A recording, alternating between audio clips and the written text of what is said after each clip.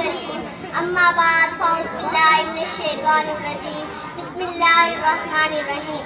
معزز ساز کرام اور میرے محترم ساتھیوں، السلام علیکم. آج مجھے جس موضوع پر لب کشائی کرنے کا موقع ملا ہے وہ ہے آزادی کی نعمت اور ہم. میں غلامی کی زنجیروں میں جکڑا ہوا غیروں کے ظلم و ستم کا شکار ہوں. آزاد فضاؤں میں سانس لینے کا طلبگار ہوں. پھر میرے وفاداروں اور مجھے آزادی کی نعمت دلانے والے جانثاروں نے میری خاطر اپنی جانوں کا نذرانہ دیا اور آخرکار قدرت نے مجھے آزادی کا پروانہ دیا.